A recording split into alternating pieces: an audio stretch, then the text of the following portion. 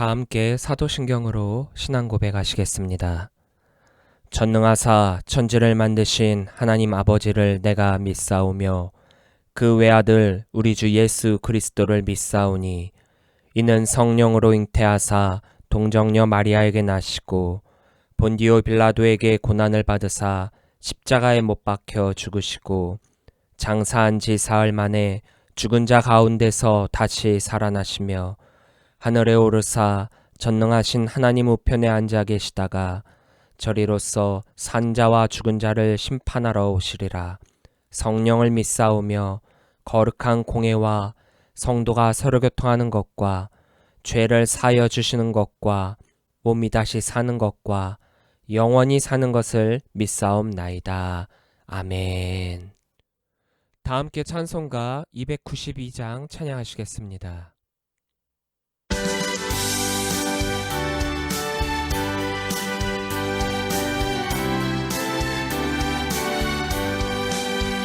주 없이 살 수 없네 죄인의 구주여 그 귀한 몸의 피로 날 구속하소서 그 주의 사랑으로 흘리신 보혈이 내 나의 위로 내 영광 됩니다.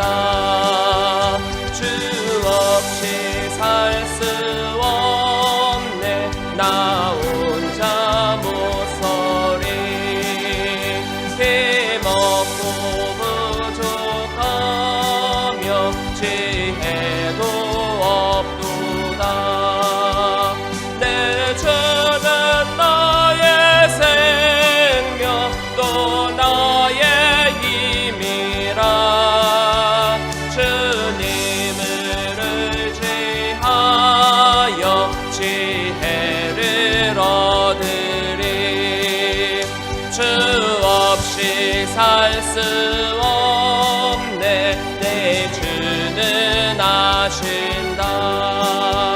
내 영의 깊은 간구 마음의 소원을 주밖에 나의 마음 내 알아주리요.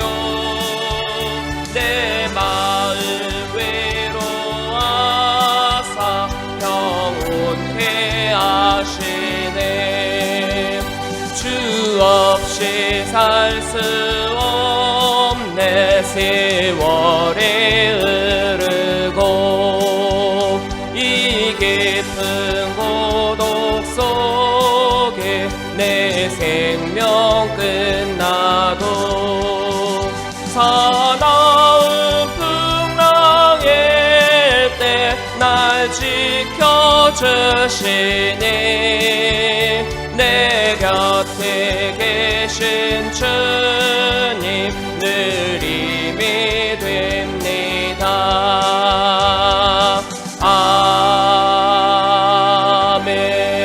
아멘. 오늘 우리에게 주신 하나님의 말씀은 출애굽기 2장 1절부터 10절 말씀입니다. 레위 가족 중 한 사람이 가서 레위 여자에게 장가들어 그 여자가 임신하여 아들을 낳으니 그가 잘생긴 것을 보고 석 달 동안 그를 숨겼으나 더 숨길 수 없게 되매 그를 위하여 갈대 상자를 가져다가 역청과 나무진을 칠하고 아기를 거기 담아 나일 강가 갈대 사이에 두고 그의 누이가 어떻게 되는지를 알려고 멀리 섰더니 바로의 딸이 목욕하러 나일강으로 내려오고 시녀들은 나일강가를 거닐 때에 그가 갈대 사이의 상자를 보고 시녀를 보내어 가져다가 열고 그 아기를 보니 아기가 우는지라. 그가 그를 불쌍히 여겨 이르되 이는 히브리 사람의 아기로다. 그의 누이가 바로의 딸에게 이르되 내가 가서 당신을 위하여 히브리 여인 중에서 유모를 불러다가 이 아이에게 젖을 먹이게 하리이까. 바로의 딸이 그에게 이르되 가라 하매 그 소녀가 가서 그 아기의 어머니를 불러오니 바로의 딸이 그에게 이르되 이 아기를 데려다가 나를 위하여 젖을 먹이라. 내가 그 삭슬 주리라. 여인이 아기를 데려다가 젖을 먹이더니 그 아기가 자라매 바로의 딸에게로 데려가니 그가 그의 아들이 되니라. 그가 그의 이름을 모세라 하여 이르되 이는 내가 그를 물에서 건져내었음이라 하였더라. 아멘. 할렐루야. 오늘도 주의 말씀을 사모하여 이 자리에 나오신 주의 자녀들을 주의 이름으로 사랑하고 축복합니다. 우리는 지난주에 이스라엘이 하나님으로부터 받은 번성함의 복을 시기하고 질투했던 그 애굽으로부터 압제와 핍박과 고난을 받았던 것에 대해서, 또한 그동안 애굽에서 지내오면서 하나님을 잊어버린 신앙 공동체로의 회복을 위하여 겪게 된 이스라엘의 고난에 대해서 함께 나눴습니다. 하나님을 잘 믿기에 하나님으로부터 받은 복으로 인한 시기와 질투로부터 겪는 고난도 있고, 또한 하나님을 제대로 믿지 못했기 때문에 신앙의 회복을 원하시는 하나님으로부터 받는 고난도 있습니다. 그러나 그 고난에 집중하기보다 하나님께서 원하시는 신앙 공동체로의 회복을 위해 하나님과의 관계를 회복하는 것이 우선이라고 했습니다. 오늘 출애굽기 2장에는 이러한 잊어버린 신앙 공동체로의 회복을 위해서 그 이스라엘을 이끌 민족의 지도자인 모세의 출생에 대해서 나오고 있습니다. 모세의 출생은 예수님의 출생과 너무나도 비슷한 점이 있죠. 또 이스라엘의 구원자로서의 시작이라는 점에서 이스라엘에게는 중요한 출발점이기도 합니다. 그런데 그런 모세의 출생도 특별함보다는 평범함, 그리고 뛰어난 배경보다는 어디에도 드러나지 않았던 지극히 보통의 배경을 지니고 있었고, 극기야는 죽음의 위협까지도 경험했던 모세의 그 출생을 보면서 모세가 이스라엘 민족의 지도자로서 특별함을 받게 되기까지 출생 자체가 특별하다면 특별할 수 있겠지만 도리어 보통의 배경이기에 특별해질 수 있었던 그의 가정의 믿음에 대해서 함께 나누면서 우리의 신앙을 돌이켜보고자 합니다. 요셉 당시에 애굽을 다스리던 왕조는 힉소스 왕조였습니다. 힉소스란 외국에서 온 지배자들이란 뜻의 이집터입니다. 즉 셈족 계열의 외국인들이 애굽으로 내려와서 애굽을 점령하고 다스렸던 때가 이 힉소스 왕조 때입니다. 그러던 중 셈족 계열의 힉소스족과 애굽 사람들과의 싸움이 카모세 때로부터 시작이 됩니다. 카모세는 성공적으로 힉소스족을 몰아내고 힉소스족의 본거지인 북부 이집트의 아바리스까지 군대를 진군시키게 됩니다. 그리고 카모세를 계승한 아모세는 육지에서의 공격은 승산이 없다고 판단하고 바다를 통해 아바리스를 공격하게 되는데, 이 공격으로 주전 1530년경 마침내 힉소스족의 마지막 거점이었던 아바리스를 점령하게 됩니다. 출애굽 시계를 주전 1446년경으로 보면 모세의 출생은 주전 1526년경이 됩니다. 이때는 아모세에 이어서 제18왕조의 아메노텝 1세가 사망한 해입니다. 성경학자들 가운데 일부들은 히브리의 나마를 죽이라는 명령을 내린 왕이 바로 이 아메노텝 1세라고 주장하기도 하지만, 대부분은 아메노텝 1세를 계승한 투트모세 1세로 보고 있습니다. 모세보다 3살 위 형인 아론이 모세와 같은 살해 위협에 처하지 않은 것으로 보아 영아 살해 칙령을 내린 왕은 투트모세 1세로 보고 있습니다. 투트모세 1세 때의 애굽은 가장 큰 넓은 영토를 이루게 됩니다. 그는 애굽을 지금의 수단 지역인 누비아까지 확장시키고 힉소스족을 유프라테스강까지 완전히 밀어내게 됩니다. 이런 시기가 바로 모세가 태어날 때의 당시의 애굽 상황이었고, 그래서 요셉을 알지 못하는 왕으로 알려진 아모세 1세는 셈족 계열이었던 이스라엘인들을 엄청 싫어했고 그들을 노예로 삼아 괴롭게 했고, 또 이들이 더욱 번성하게 되면 몰아냈던 힉소스족과 손을 잡고 반역을 일으킬 것을 대비하고자 이스라엘을 더욱더 큰 곤욕으로 힘들게 했던 것입니다. 출애굽기 12장을 보면 그러나 학대를 받을수록 더욱 번성하여 퍼져나가니 애굽 사람이 이스라엘 자손으로 말미암아 근심하여 이스라엘 자손에게 이를 엄하게 시켜 어려운 노동으로 그들의 생활을 괴롭게 하니 곧 흙 이기기와 벽돌 굽기와 농사의 여러 가지 일이라. 그 시키는 일이 모두 엄하였더라. 힉소스족에 의해서 엄청 어려움을 당했던 애굽이었기 때문에 같은 셈족 계통인 이스라엘의 번성은 달갑지가 않습니다. 그래서 18왕조의 트트모세 1세는 히브리 산파인 시브라와 부하에게 이렇게 명령을 하게 됩니다. 출애굽기 1장 16절입니다. 이르되 너희는 히브리 여인을 위하여 해산을 도울 때에 그 자리를 살펴서 아들이거든 그를 죽이고 딸이거든 살려 두라. 그러나 우리가 여기서 중요하게 보아야 할 것은 시브라와 부하의 태도입니다. 17절입니다. 그러나 산파들이 하나님을 두려워하여 애굽 왕의 명령을 어기고 남자 아기들을 살린지라.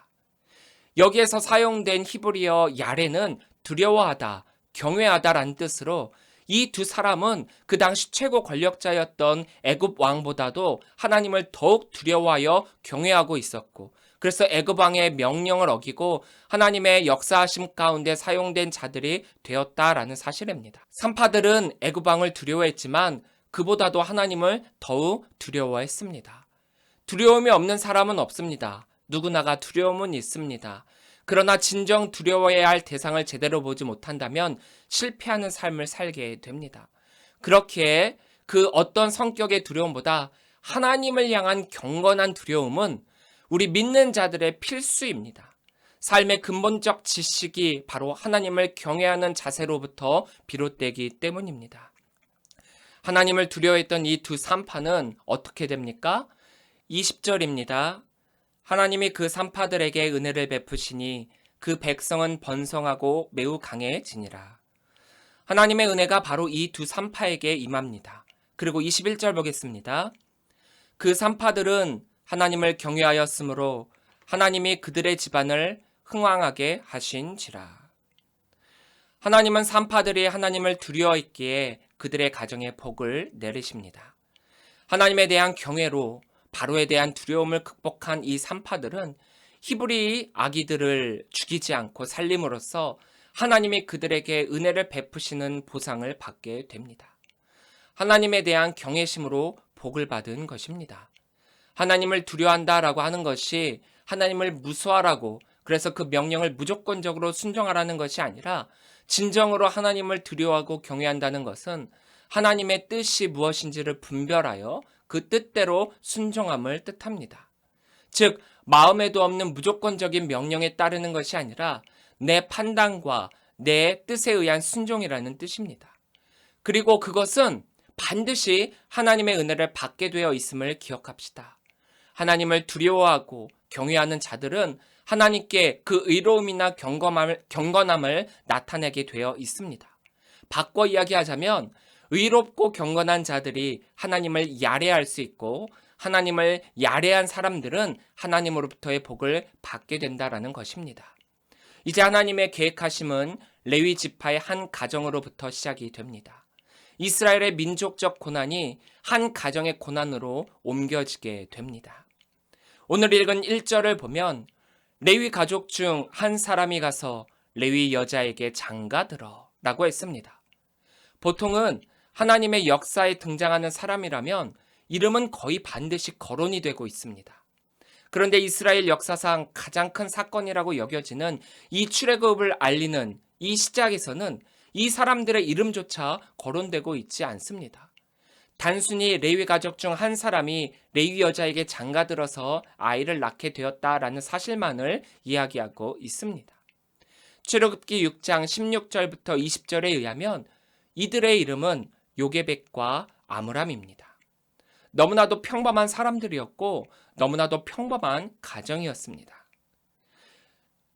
그런데 이런 평범한 가정에서 이스라엘 민족을 구원할 지도자인 모세가 태어나게 됩니다. 이것은 하나님의 역사는 특별하지만 그 어떤 것도 특별하지 않음을 뜻합니다. 무슨 말이냐? 특별한 곳에서 특별한 사람만이 하나님의 계획하심에 쓰임받는 것이 아니라 하나님의 쓰임을 받았기 때문에 특별해진다라는 것입니다.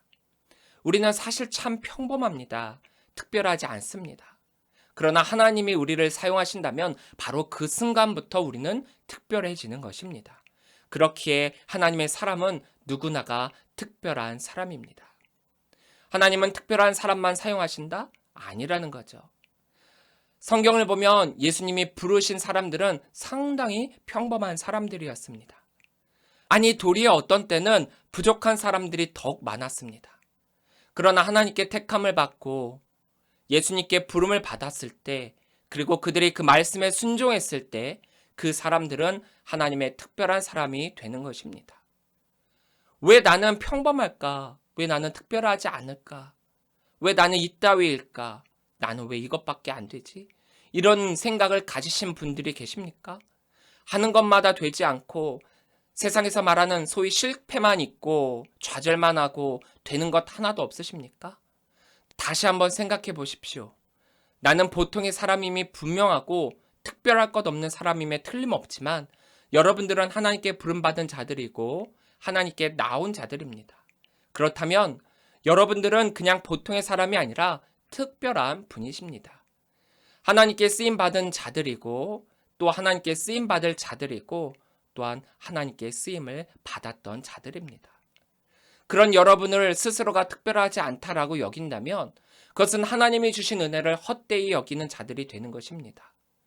요게벳과 아므람은 그 이름조차 거론되지 않았을 정도로 평범한 사람들이요 가정이었지만 이들이 하나님의 쓰임을 받은 가정이 된 까닭은 그들이 하나님을 경외함으로 하나님을 제대로 알고 하나님의 역사하심을 기대한 사람들이었기 때문입니다. 자, 어떻게 이들이 하나님을 경외하며 하나님의 역사하심을 기대한 사람이었기에 보통의 사람이 특별한 사람으로 바뀌게 된 것일까요? 보시기 바랍니다. 2절입니다. 그 여자가 임신하여 아들을 낳으니 그가 잘생긴 것을 보고 3달 동안 그를 숨겼으나 영아 살해 칙령이 있었음에도 불구하고 어찌어찌 아이가 태어날 때 살해당하는 것은 피하게 됩니다. 그러나 중요한 것은 여기에 사용된 히브리어 토부입니다. 토부는 영어로 beautiful, 굿들리 등으로 여기서 잘생겼다, 아름답다, 고급지다, 건강하다라는 뜻으로 해석이 되고 있지만 보다 정확하게는 육체적 아름다움보다는 더 광범위한 의미를 지니고 있습니다. 창세기 1장에서 하나님이 세상을 만드시며 마지막에 좋다라고 했던 그 단어가 바로 이 단어 토부입니다. 즉 모세의 출생은 하나님이 보시기에 좋았다라고 말씀하셨던 창조 역사의 한 장면처럼 하나님의 계획하심 안에 있음을 깨닫게 해주는 부분입니다. 그러니까 모세의 어머니 요게벳이 볼 때 아들의 태어남이 평범하지 않았음을 이미 깨달았다라는 것입니다. 무명의 레위인 가정에서 하나님께서 좋다라고 여겼던 그 창조의 사건처럼 모세의 탄생이 하나님의 계획하심이라는 것을 알고 기대하게 된다라는 것입니다. 이것이 바로 평범함이 특별함으로 바뀌는 순간입니다. 한 생명이 태어나면은 그 어떤 것도 평범함이 없습니다. 생명의 신비는 아주 특별함이 있음에도 불구하고 사람들은 모두가 평범함으로 대하고 있습니다. 그런데 요게벳은 그 특별함을 깨닫고 하나님의 역사하심을 기대하게 됩니다. 그리고 그 기대의 사건은 3절부터 4절에서 이어지게 됩니다. 숨겨서 잘 키우던 아이가 몇 달이 지나게 되자 그 울음소리도 크게 됐고 남들에게 들켜 죽게 되는 것은 이제 시간 문제일 뿐입니다.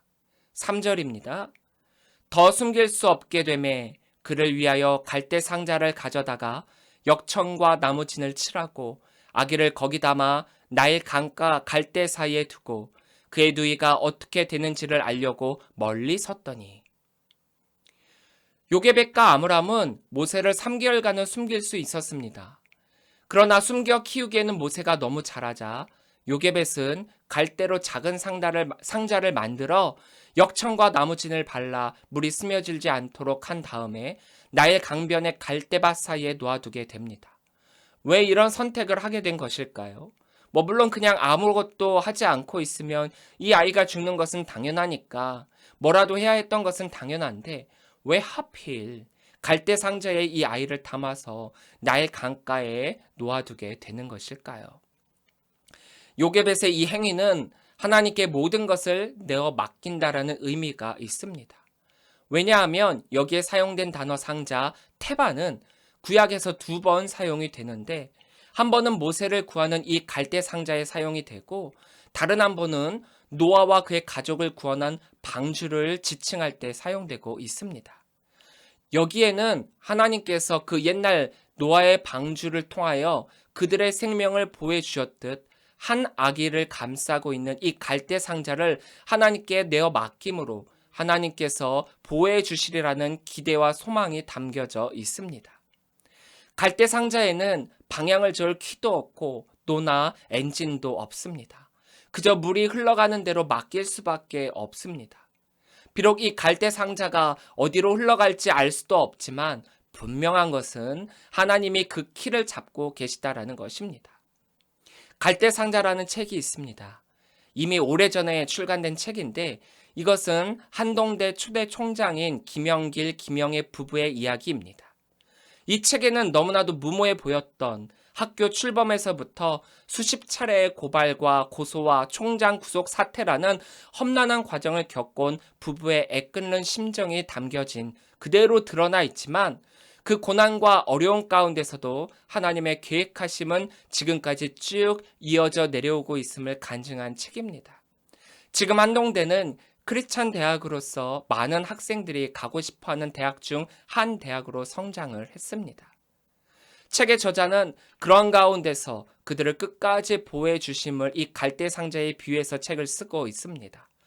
저도 이 책을 읽으면서 많은 감동을 받게 되었는데요. 하나님의 역사하심을 찬양하기도 했습니다. 한 아기가 놓여진 이 갈대 상자 테바는 즉 하나님의 보호하심의 상징이기도 합니다. 하나님의 보호하심과 역사하심을 기대한 레위인 부부의 바람이기도 했습니다. 그리고 그 바람은 이루게 되지요. 테바. 거기에는 하나님이 계셨고 하나님이 그 역사의 주인이 되어 주셨습니다. 우리는 아무것도 하지 않고 하나님의 역사하심을 원할 때가 많이 있는데 그것은 잘못된 것입니다. 어떤 사람들은 하나님의 역사하심이 기도만 하면 나타나는 것과 같이 여기지만, 하나님의 역사하심은 물론 그런 부분도 없지 않아 있습니다. 물론 그런 부분도 있지만 대부분은 다른 방법으로 이루어 주십니다. 예를 들면 출애굽한 이스라엘 백성들에게 광야에서 먹을 것이 없을 때 만나와 메추라기를 직접적으로 주신 것도 있는 반면, 엘리야가 아합에게 하나님의 말씀을 선포했었을 때 그를 피해 도망치고 있는 그 상황 가운데 까마귀를 통하여 떡과 고기를 먹이신 것과 사르밧 과부를 통하여 먹여주신 것과 같이 하나님의 역사는 그 주변을 통하여 이루어 주시기도 합니다. 하나님께 열심히 기도하고 난 후 그것이 이루어질 것이라는 믿음을 가지고 있지만, 하나님은 그 기도에 어떻게 응답을 주실까요? 공부는 하지 않고 대학에 가기를 바라는 어리석은 사람은 없을 것입니다. 대학 가기를 원했고 하나님께 기도했다면 열심히 공부해야지요. 그러면 하나님은 그에게 지혜를 주셔서 공부하는 것이 곧 대학 가는 결과를 이뤄내게끔 해 주십니다. 움직일 수 없을 정도로 큰 병에 걸려 하나님께 기도한다면 기도를 통해서 이루어질 믿음뿐만 아니라 병원에 가서 치료도 받고 하나님께서 의사의 손길을 통하여 회복이 임할 것임을 믿어야지요. 나는 아무것도 하지 않은 채 하나님이 기도에 응답하지 않으셨다라고 한다면 그것은 하나님에 대한 너무나도 크나큰 오해입니다. 하나님이 이루어주실 요게벳의 갈대 상자의 기대는 곧바로 실현이 됩니다. 5절입니다. 바로의 딸이 목욕하러 나일강으로 내려오고, 이 바로는 바로 히브리인 나마를 전부 죽이라고 명령을 내린 그 애굽왕 투트모세 1세입니다. 그리고 바로의 딸은 그 아기가 자기 아버지가 죽이라 명령했던 히브리 아이라는 것도 알게 되지요. 6절입니다. 그가 그를 불쌍히 여겨 이르되 이는 히브리 사람의 아기로다.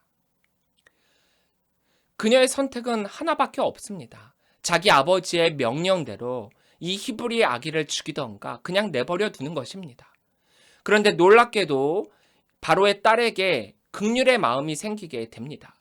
바로의 딸은 그 아기가 우는 그 순간 깊은 동정심을 느끼게 됩니다. 이것은 하나님의 계획하심이었습니다. 우연히 나일강에 나온 바로의 딸에게 모세가 발견이 되어서 건짐을 받았다? 아닙니다. 이것은 결코 우연이 아닙니다. 이름이 밝혀지지 않은 이 바로의 딸은 역사적으로 투트모세 1세의 딸인 핫셉수트로 보고 있습니다. 이 당시 바로와 애굽 사람들은 나일강의 물이 건강과 장수를 가져다 줄 것이라고 믿었습니다. 그날 바로의 딸이 이곳에 내려온 것은 우연이 아니고 또 아기의 울음소리를 들었을 때 불쌍한 마음을 갖게 해주신 이는 하나님이셨습니다. 핫셉수트의 남편 투트모세 2세는 20살에 일찍 요절을 하게 됩니다. 둘 사이에는 아이가 없었죠. 핫셉수트는 후에 후궁의 아들인 투트모세 3세를 자신의 양아들로 삼아 왕권을 잇게 하고 어린 왕이었던 그를 대신해서 23년간 긴 섭정을 하게 됩니다. 그러니까 그 당시 바로의 딸은 아이가 없었던 까닭에 우는 아이를 보게 되었을 때 연민의 마음이 들게 되었고 하나님께서 그 마음을 움직이셨던 것입니다. 그래서 바로의 딸 입장에서는 아버지의 말씀을 어기는 행동이었음에도 불구하고 이 아기를 살리게 되고 사실 해서는 안 되는 것이었지만 아기도 살리고 모세의 친모인 요게벳을 유모로 삼아 키우게 되는 놀라운 일이 이 가운데 일어나게 되는 것입니다. 힉소스 왕조를 몰아내고 이방인에 대해 불신이 가득 찼던 애굽의 상황 가운데서 또 영아, 살해, 칙령까지 내려져 이스라엘에게는 암흑의 시대와도 같았던 이때에도 하나님의 역사하심은 계속 진행이 되고 있었습니다. 문명의 레위 가족의 한 아기, 즉 모세를 통해서 하나님은 이 이스라엘 민족의 구원을 계획하셨습니다. 특별하지 않았던 이 보통의 가족이 특별해진 까닭이 무엇입니까? 그것은 특별함을 바라보는 믿음의 눈이 있었기 때문입니다. 하나님이 사용하시면 특별해짐을 믿는 믿음이 이 가운데 있었기 때문입니다. 그리고 그것을 향한 그들의 몸짓이 있었기 때문입니다. 우리가 아무것도 할 수 없다라고 여길 때 하나님께서는 일하십니다. 하나님께서 그 자리를 특별하게 만드십니다.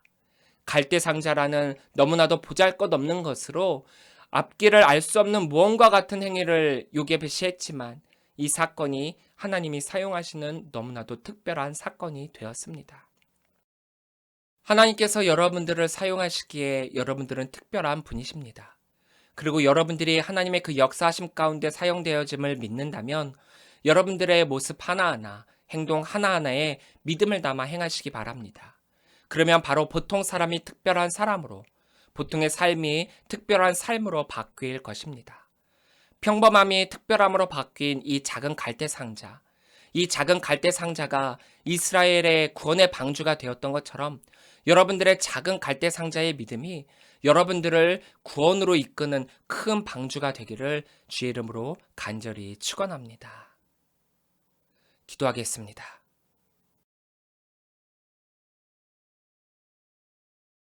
사랑하는 하나님 참으로 감사합니다. 오늘도 주신 말씀을 기억합니다. 보통의 삶이 특별함으로 바뀔 수 있었던 이 작은 갈대 상자의 믿음을 우리가 바라봅니다.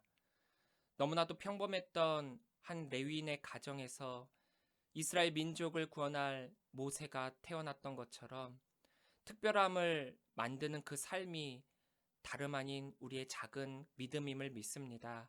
주님, 우리가 온전히 주님을 의지하고 하나님으로부터의 삶을 우리가 기억한다라고 한다면 하나님께서 우리를 사용하여 주심을 믿고 보다 큰 기도와 응답함을 이루어 나갈 수 있는 우리 믿음의 사람들 되게 하여 주시옵소서.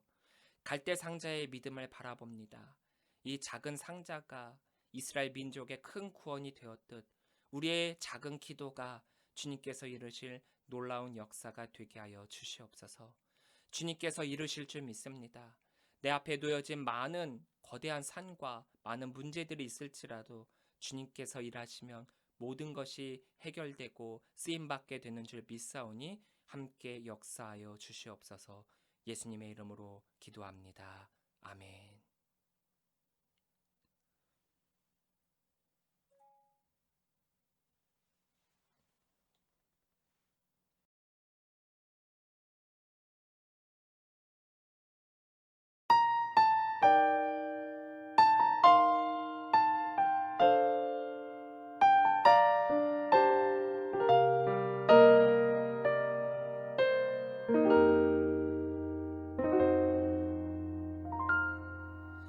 날이 저물어 갈 때 빈들에서 걸을 때 그때가 하나님의 때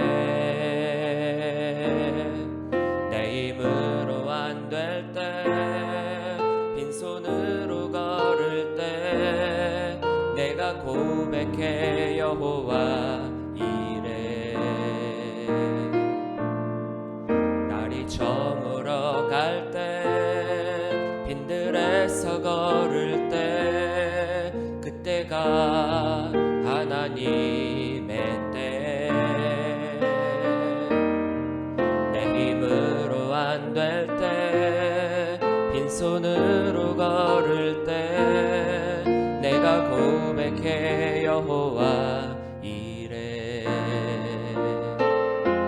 주가 일하시네 주가 일하시네 주께 아끼지 않는 자에게 주가 일하시네 주가 일하시네 신뢰하며 걷는 자에게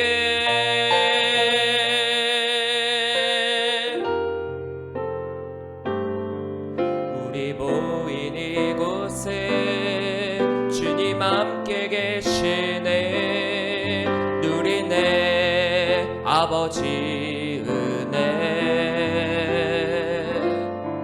적은 떡과 물고기 내 모든 걸 드릴 때 모두 고백해 여호와 이래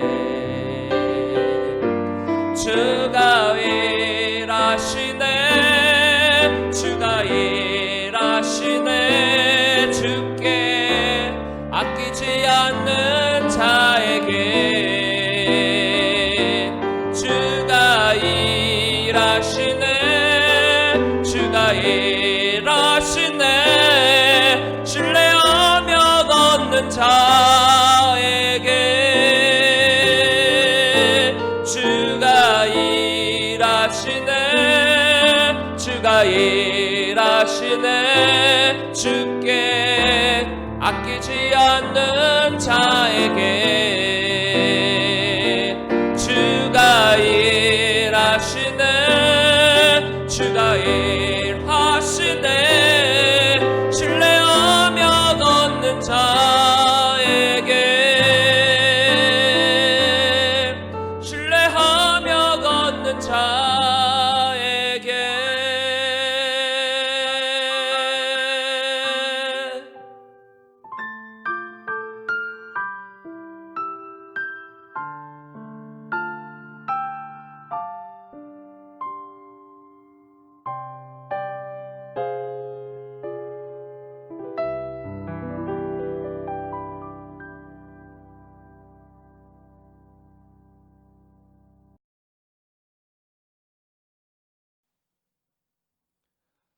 이제는 우리 주 예수 그리스도의 은혜와 무한하신 아버지 하나님의 그 크신 사랑하심과 성령님의 감화감동 역사 교통하심이 작은 갈대 상자의 평범함으로 민족의 구원이라는 큰 특별함으로 바꿔나갔던 이들의 이 믿음을 본받고자 결단하는 우리 모든 성도들 머리머리 위에 영원토록 함께 하시기를 간절히 축원하옵나이다.